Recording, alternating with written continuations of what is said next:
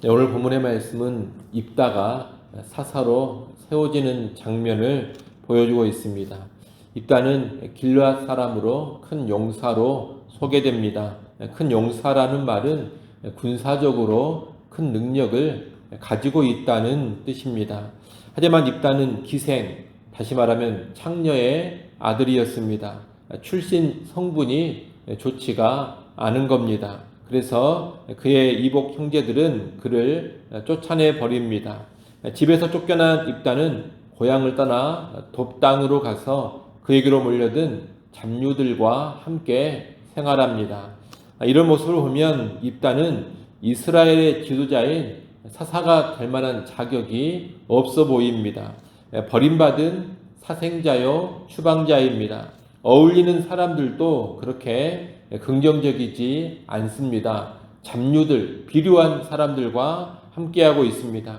한마디로 입다는 중심부의 인물이 아닙니다. 세상의 중심에서 밀려나서 주변 변두리에서 살아가는 사람인 것입니다. 하지만 그는 이스라엘의 사사가 되어 이스라엘의 구원을 위하여 쓰임받습니다.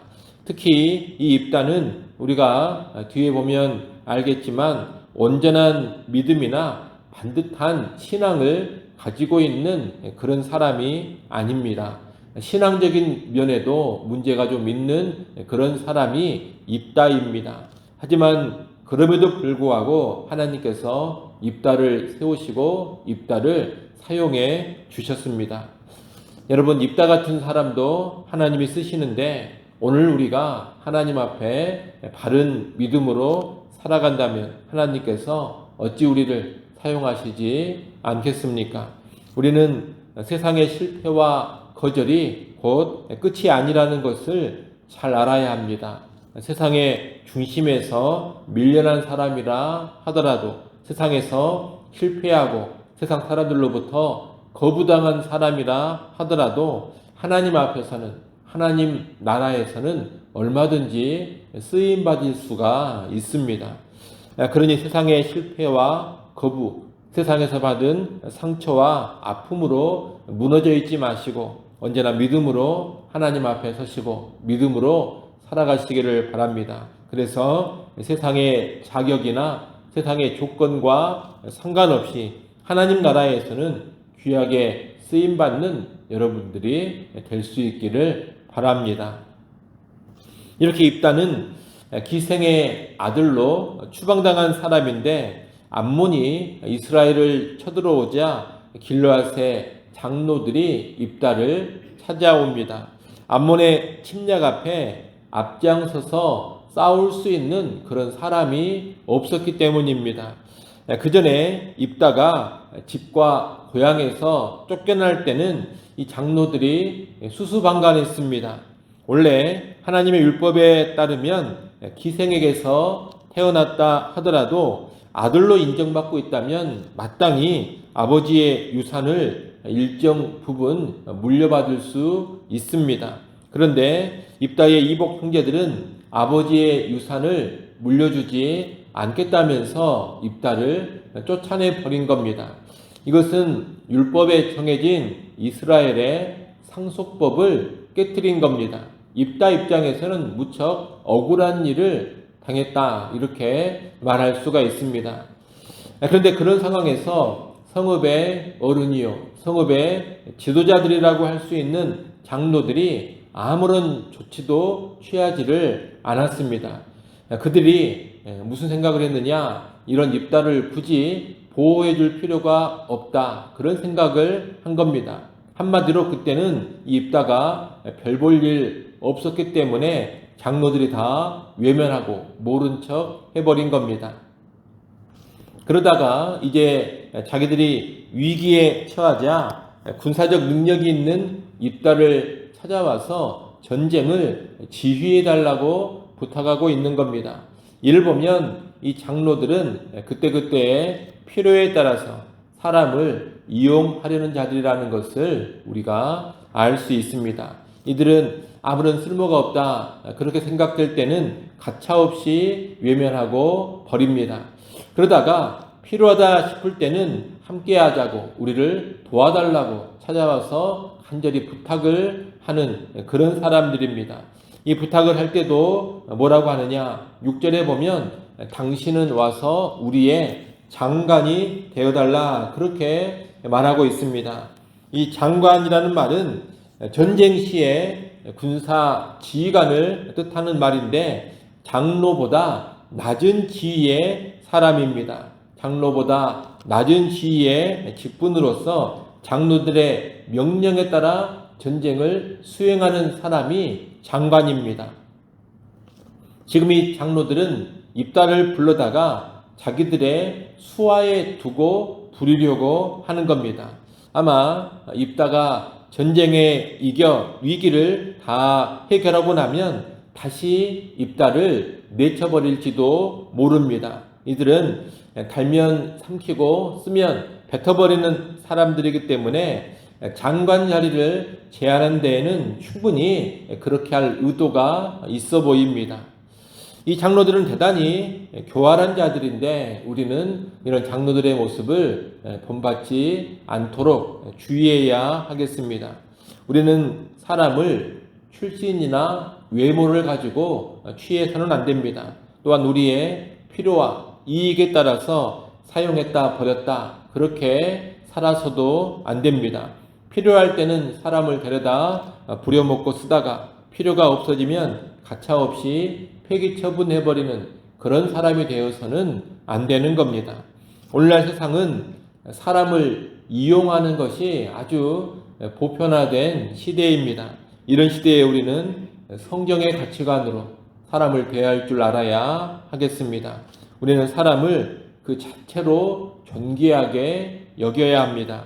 사람의 효용성을 떠나서 사람을 사랑으로 대할 줄 알아야 합니다. 또 사람을 부렸다면 그의 기능이 다했다 하더라도 최대한 그 사람을 배려해주고 그의 노고를 치해하고 그 뒤에 삶을 뒷받침해 줄 알아야 합니다. 이것이 사람을 대하는 합당한 태도인 것입니다. 또한 이렇게 살아가는 것이 진정한 하나님 나라의 모습이요 하나님 나라의 백성이 가져야 될 모습입니다. 오늘 우리는 한 사람 한 사람을 대할 때 언제나 이런 모습을 지닐 수 있기를 바랍니다. 입다는 이렇게 간교한 장로들이 와서 장관직을 제안할 때 이 제의를 처음에는 거절합니다. 그들에게 이용당하지 않겠다는 겁니다. 그러자 다급해진 장로들이 조건을 바꿉니다. 입다가 암몬 자손과 싸워준다면 길르앗의 머리로 삼겠다 그렇게 말합니다. 이 머리는 앞서 언급된 장관과는 다른 차원입니다. 최고 지도자를 의미하는 말입니다. 지금 장로들은 전쟁에 입다가 참전해 준다면 이제 최고 지도자 자리를 주겠다 이렇게 제안을 하고 있는 겁니다. 그러자 입다는 만일 여호와께서 그들을 내게 넘겨주시면 내가 과연 너희의 머리가 되겠느냐 이렇게 묻습니다. 입다는 지금 여호와 하나님의 이름을 언급하면서 말하고 있습니다. 여호와께서 이 침략한 암몬 자손들을 내게 넘겨주신다면 즉 전쟁에서 승리하게 하신다면 정말로 나를 너희의 머리로 세워 주겠느냐는 겁니다. 이 입다의 말은 여호와 하나님을 언급하고 있기 때문에 얼핏 신앙적인 말로 들립니다. 하지만 후에 입다가 그릇된 소원을 하는 것을 보게 되면 그는 제대로 된 신앙인은 결코 아닙니다. 입다가 지금 전쟁과 연관해 여호와 하나님을 언급하는 의도는 다른 것이 아닙니다. 이 장로들이 머리로 삼겠다는 그 약속을 번복하지 못하도록 여호와의 이름으로 쐐기를 받고 있는 겁니다. 전쟁에서 이긴 것을 여호와께서 이기게 하신 것으로 규정을 해두면 여호와께서 입다를 인정하신 것이 됩니다. 그 경우 입다는 자연스럽게 최고 지도자가 될 수 있는 그런 정당성을 부여받게 되는 겁니다. 이런 입다의 의도를 알고서 길르앗의 장로들 역시 여호와가 우리 사이의 증인이다 이렇게 말하면서 약속을 확증합니다. 사실 우리가 앞에서 봤습니다만 이 장로들도 그렇게 신앙이 좋은 사람들은 아닙니다. 일단 이들은 전쟁 위기의 해결을 위해서 먼저 여호와께 물어보지도 않았던 사람들입니다. 그들 스스로 위기를 해결할 수 있는 사람을 찾아 나섰습니다. 그래서 입다까지 찾아 여기까지 온 겁니다. 그리고 지금 여호와가 우리 사이에 증인이 된다 이렇게 말하는 것도 빨리 입다를 데리고 와서 위기를 해결하기 위해 내뱉는 말입니다. 지금 일련의 이 과정을 보면 입다도 그렇고 길르앗 장로들도 그렇고 일종의 거래, 흥정을 하고 있습니다. 그리고 이 흥정의 과정에서 여호와의 이름을 서로 사용하고 있습니다. 그런데 이 여호와의 이름 사용이 결코 순전한 신앙에서 나오고 있는 것이 아니라는 겁니다. 길르앗 장로들은 눈앞의 위기를 어떻게든 빨리 해결하기 위해서 여호와의 이름을 언급하고 있습니다. 입다는 이 기회를 사용해서 최고 지도자의 자리, 머리의 위치를 차지하기 위해서 여호와의 이름을 사용하고 있습니다.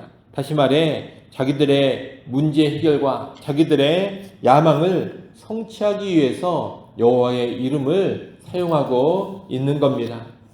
이런 모습은 사실 바람직하지가 않습니다. 여러분, 신앙이라는 것은 순수해야 하는 겁니다. 하나님의 이름이 내 이익이나 내 야망에 디딤돌이 되어서는 결코 안 됩니다. 종교적인 명분을 앞세워서 내 욕심을 추구하거나 신앙의 모습으로 내 세상적인 야망을 포장하면 안 되는 겁니다. 오늘날도 신앙의 순전함을 저버리고 욕망과 이익을 위해서 신앙을 이용하는 사람들이 적지 않습니다. 그러니 오늘 우리의 신앙은 얼마나 순전한가 한번 잘 살피고 돌아볼 수 있어야 하겠습니다. 하나님을 언급하고 있는 우리의 속내는 무엇인가? 성경 말씀을 인용하고 있는 우리의 진정한 본심은 무엇인가? 하나님의 일에 들여지고 있는 나의 진정한 깊은 동기는 무엇인가? 정말로 하나님을 경외하면서 하나님의 말씀을 경외하면서 그렇게 하고 있는 것인가? 아니면 그저 포장용으로 그저 이용하기 위해서 하고 있는 것인가? 하나님의 일을 하는 것도 정말 주를 향한 사랑과 충성해서 하는 것인가? 아니면 어떤 욕망을 만족시키려고 하는 것인가? 여러분, 이런 것들을 언제나 깊이 살피시고 정직하게 살피시기를 바랍니다. 그런 가운데 혹시라도 그릇된 동기, 불순한 동기가 있다면 회개하여 제거하시고 언제나 더욱더 순전한 마음으로 순전한 동기로 신앙생활을 할 수 있기를 바랍니다. 우리 안에는 죄성이 있습니다. 우리 안에 죄성이 있기 때문에 우리가 깨어있지 않으면 우리도 모르는 사이에 얼핏 신앙이 오염되기 쉽고 우리도 모르는 사이에 신앙에 불순한 것들이 틈타기가 아주 쉽습니다. 아니라면 나도 모르는 사이에 그렇게 돼버리는 것입니다. 이런 연약한 존재가 우리라는 것을 늘 기억하시고 언제나 하나님 앞에서 정직하게 우리 자신을 살피는데 깨어있기를 바랍니다. 면밀히 늘 우리를 살펴야 하지만 우리의 순전함이 지속적으로 유지될 수 있을 겁니다. 아무쪼록 하나님의 은혜 안에서 성령의 도우심으로 우리를 잘 살피는 가운데 일평생 순전하게 순수하게 하나님을 섬기고 예수를 섬기는 우리 모두가 될 수 있기를 간절히 바랍니다. 기도합니다. 하나님 아버지, 주변부의 인물 중심에서 완전히 밀려나버린 입다도 하나님께서 사사로 들어 사용해 가시는 것을 우리가 보게 됩니다. 이 세상에서 밀려나도 우리 하나님 앞에서 얼마든지 쓰임받을 수 있다는 것을 잘 알게 하시고 세상에서 실패하고 세상에서 상처받은 것으로 낙심하지 않게 하시고 좌절하지 않게 하시고 늘 하나님 앞에 나아가고 하나님 앞에 믿음으로 서는 주의 백성들이 되게 하여 주옵소서. 특히 아버지 하나님 그 존귀한 사람을 이용하지 않기를 간절히 바라고 원합니다. 달면 삼키고 쓰면 뱉어버리는 그런 얄팍한 삶을 살지 않게 하시고 하나님 형상으로 지음받은 사람을 언제나 귀하게 대하게 하시고 존귀하게 여기며 이 땅의 삶을 살아가게 하여 주옵소서. 우리 교회 안에 사람을 그저 이용하려고 하는 그런 모습이 결코 자리 잡지 못하게 하여 주옵소서. 특별히 아버지 하나님 또한 순전하게 하나님 믿고 섬길 수 있기를 간절히 바라고 원합니다. 우리의 야망과 우리의 세속적인 이익을 위하여 하나님의 이름을 들먹거리고 우리의 욕심을 위하여서 하나님의 말씀을 인용해가는 그런 위선과 거짓을 다 제거하게 하시고 오직 순수하게 하나님을 사랑하고 하나님을 섬기는 주의 백성들 되게 하여 주옵소서. 아버지 하나님, 또 이 시간 하나님 앞에 엎드려 간구합니다. 기도하는 시간을 통하여서 하나님과 더욱더 친밀해지게 하시고 주께 더욱 가까이 나아가게 하여 주옵소서. 구하는 기도의 제목들도 하나님 들으시고 귀한 응답 허락하시기를 간절히 바라고 원합니다. 하늘의 평안으로 충만하게 채워주시고 이로부터의 능력과 지혜로 덧입혀 주옵소서. 예수님의 이름으로 기도드리옵나이다. 아멘.